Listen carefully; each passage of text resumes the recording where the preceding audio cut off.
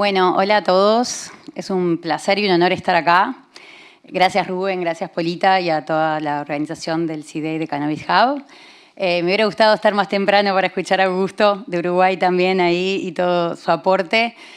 Bueno, vengo un poco a contarles la experiencia desde nuestra visión sobre el primer país en el mundo en regular el mercado de cannabis, que fue Uruguay, que se votó la ley en el 2013 y en el 2014 se promulgó.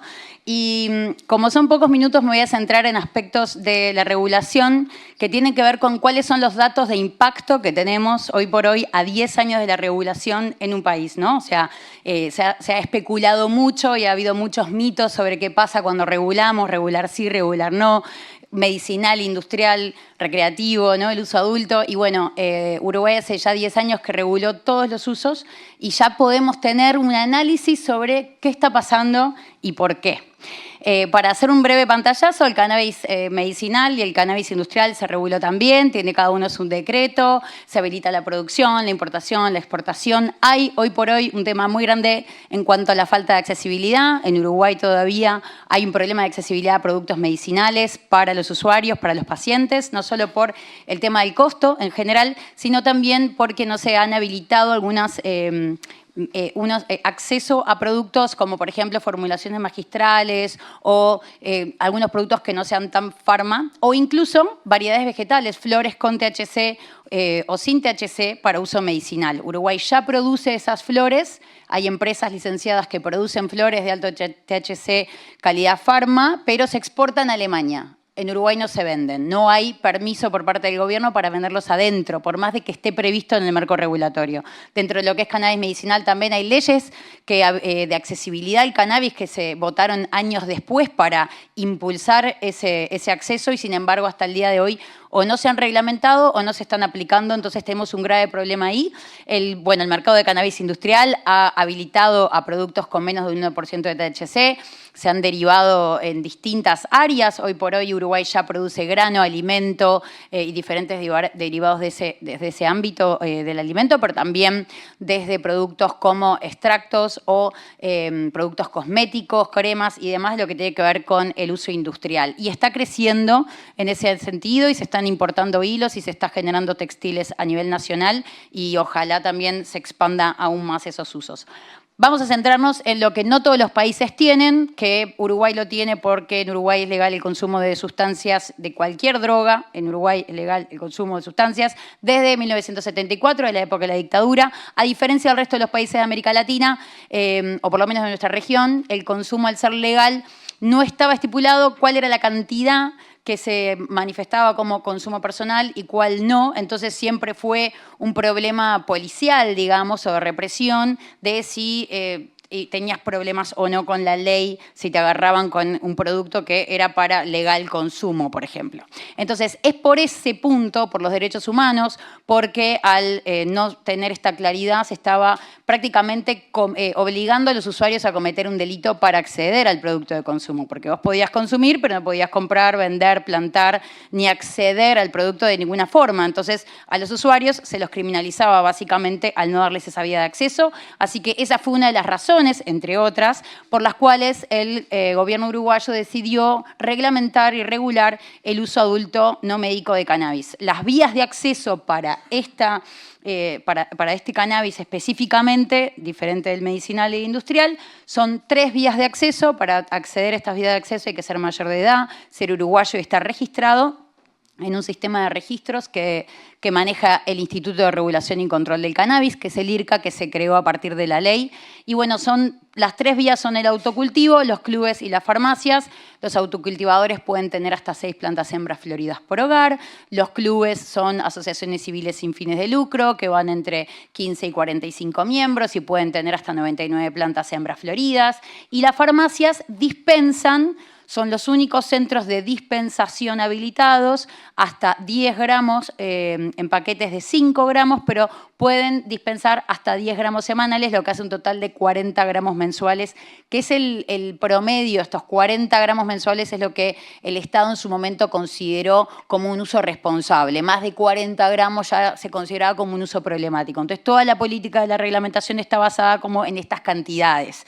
Por ejemplo, los autocultivadores pueden tener aunque tengan las 6 plantas, pueden tener hasta 480 gramos de flores secas y todos sabemos, o por lo menos quienes cultivamos, que 6 plantas grandes pueden llegar a dar más. Entonces ahí empiezan esos temas administrativos o esos temas grises donde no queda claro si es legal, si no es legal.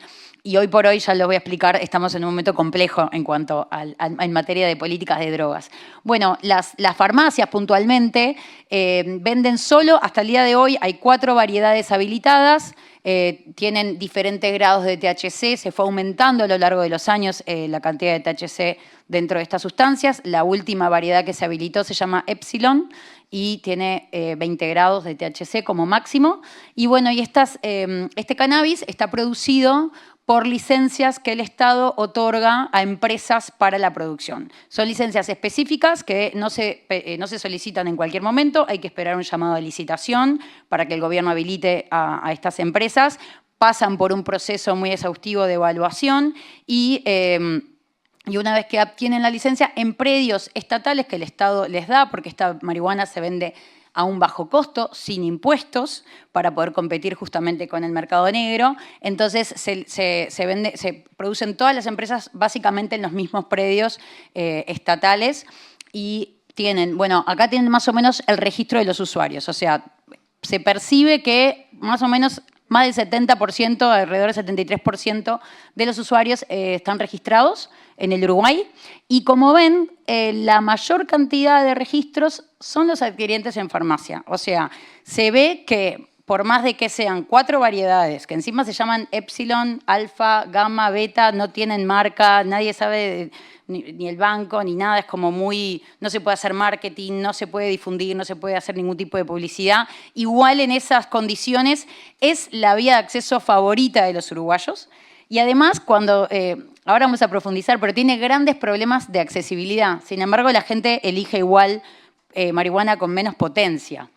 Los autocultivadores ascienden a 11.000, estos son números de ahora más o menos, y bueno, y tenemos 466 clubes y el número va subiendo. La verdad que la comunidad de clubes están produciendo en el Uruguay, les diría que la mayor cantidad y la mejor calidad de cannabis que hoy tenemos en el país. Hay más de 100.000 personas en total registradas.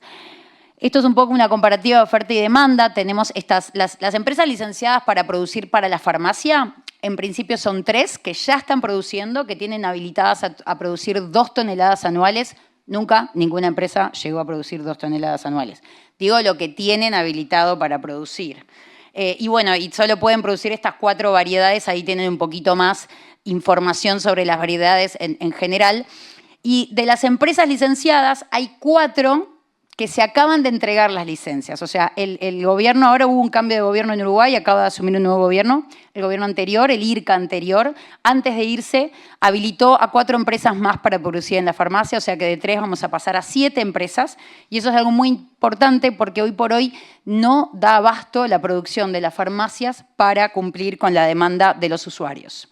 Para que vean, allá en la última columna está el precio de los paquetes de 5 gramos en la farmacia. O sea, como ven, los paquetes de 5 gramos son de 10 euros a 13 euros. O sea, estamos hablando de marihuana de muy bajo costo para competir con el mercado negro, que es principalmente el prensado que se importa mediante vías ilegales desde Paraguay.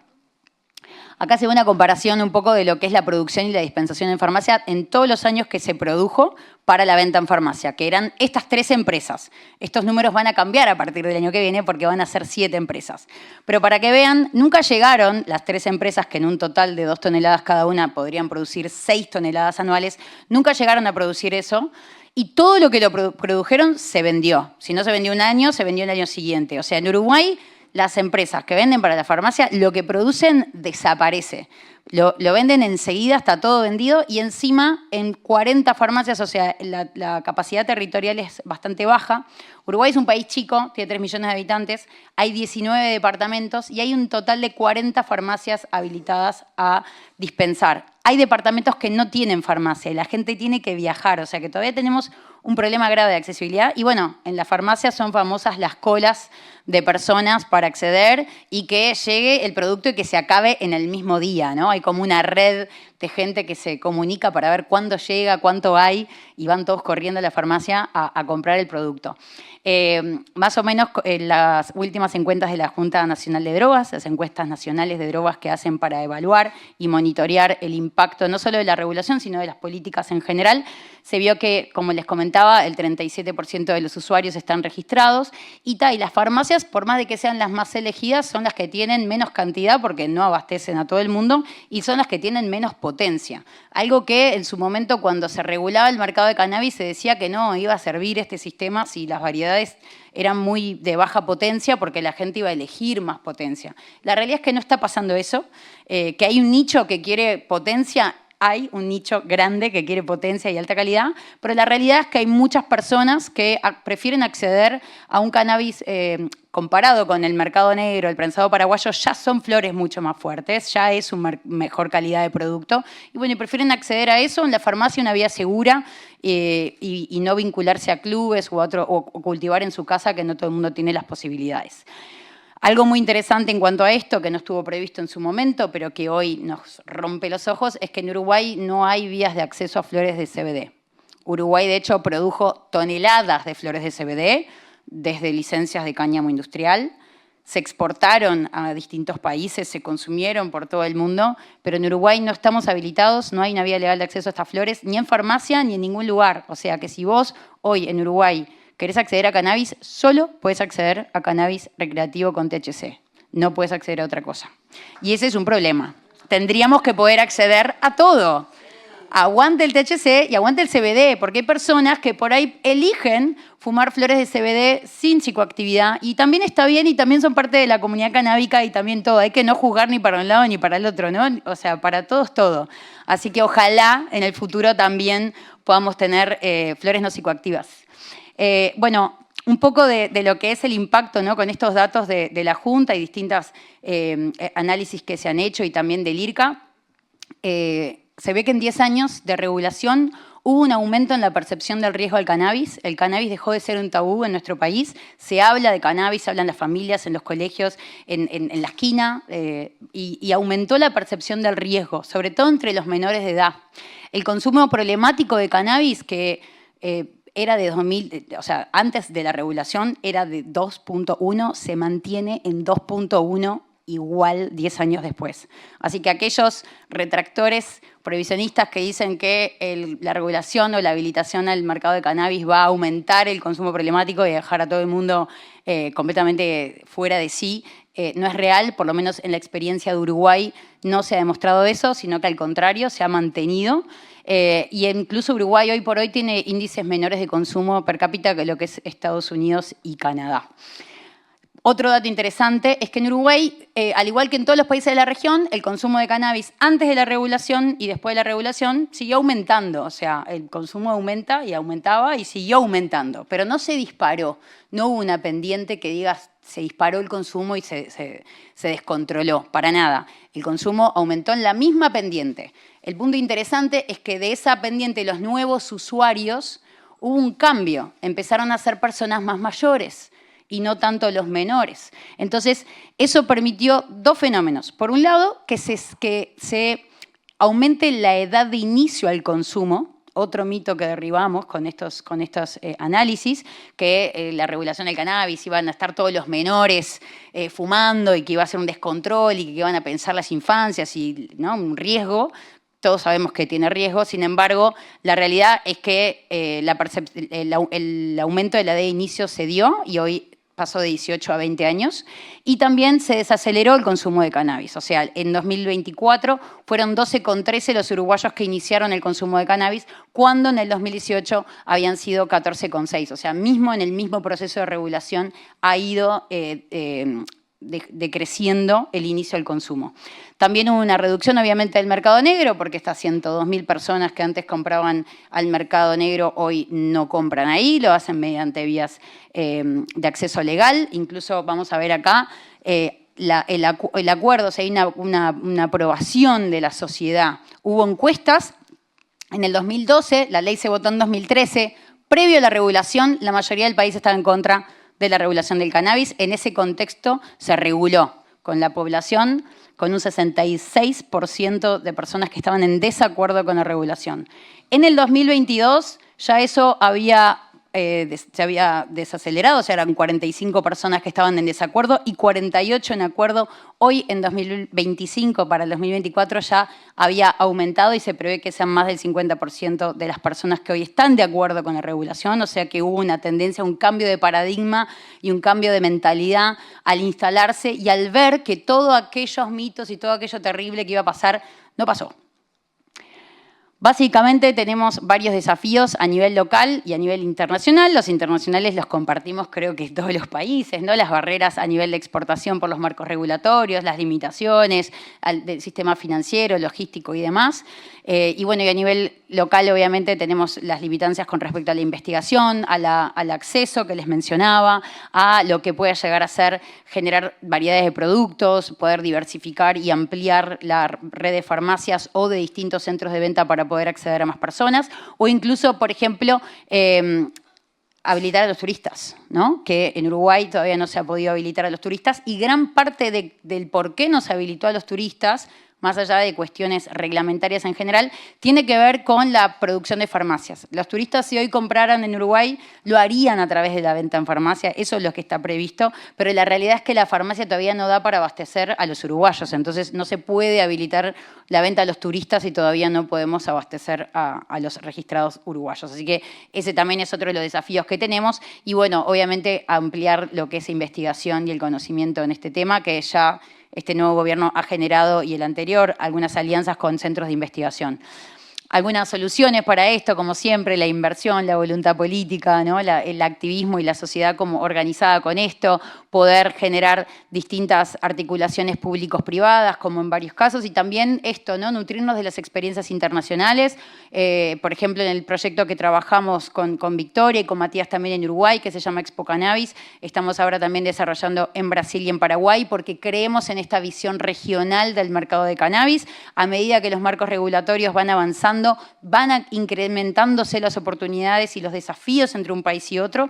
Y nosotros somos un país muy chiquito, casi sin industria en general, no solo cannabis, con poco potencial industrial en otras cosas. Sin embargo, en esta industria sí tenemos una gran oportunidad porque estamos ante dos grandes que, por ejemplo, Brasil no puede producir y nosotros sí, entonces ya estamos vendiendo a Brasil. Y así pasa en muchos países, ¿no? Las diferencias en los marcos regulatorios, que son muy dinámicas, van habilitando oportunidades de desarrollo, de crecimiento, de biotecnología, de investigación para todo lo que tiene que ver con cannabis. Y bueno, acá algunas de las conclusiones sobre lo que viene siendo el impacto de la regulación, sobre todo del cannabis de uso adulto no médico en el Uruguay, que tiene aspectos positivos, que son aspectos que son importantes, que la prensa no siempre los divulga y que nos parecía muy importante hoy en un auditorio académico y contarle a toda la industria en esta oportunidad realmente qué es lo que está pasando en nuestro país.